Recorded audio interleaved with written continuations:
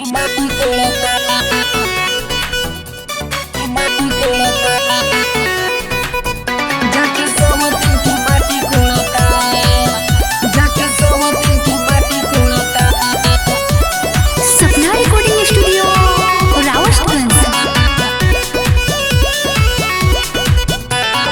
धो धो के जवानी हमारी रहेला छछन के धो धो के जवानी हमारी रहेला छछन के नहीं से जिया के सुख देवेला जाके सोवतिन के माटी कोड़ेला नहीं से जिया के सुख देवेला जाके सोवतिन के माटी कोड़ेला।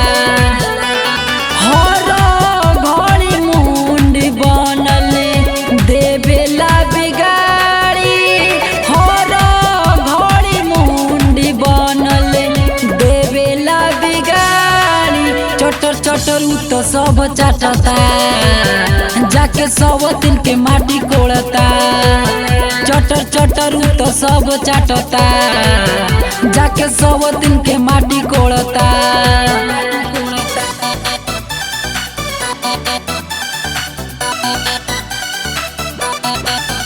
जाके सोवतिन के माटी कोड़ता जाके सोवतिन के माटी कोड़ता।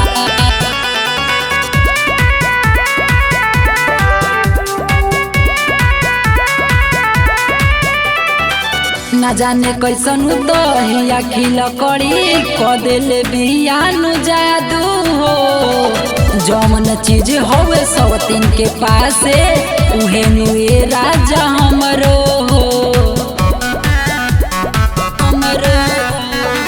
न जाने कैसन दहिया खिल करी कदेले बियानु जादू हो जौन चीज होवे सोवतिन के पासे उहे नुए राजा हमरो हो छूछे लागी सुनी हमरो बीते जवानी आजले न मारल बाटे हमरो जवानी नहीं बेड पे उ रेड मारेला जाके सोवतिन के माटी कोड़ेला नहीं बेड पे उ रेड मारेला जाके सोवतिन के माटी कोड़ेला।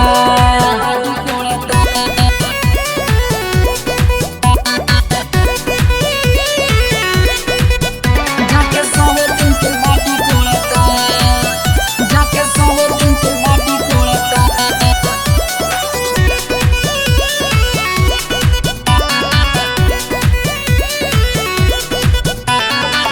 नैहर के सपना परी गइल फीका लागे कि लड़ी रेले गड़िया हो प्रदीप विजय और अनुप के साथे कैले इहे सब डरामा हो।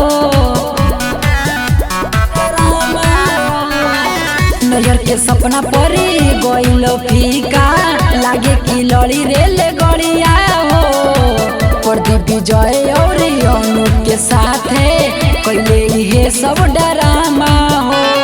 किसना बेदर्दी सुन कोड़ी दा जवानी तोरा जैसन मरद से त बाटे में हर मौगा उलवंडा वाला हरकत करता जाके सोवतिन के माटी कोड़ता उलवंडा वाला हरकत करता जाके सोवतिन के माटी कोड़ता।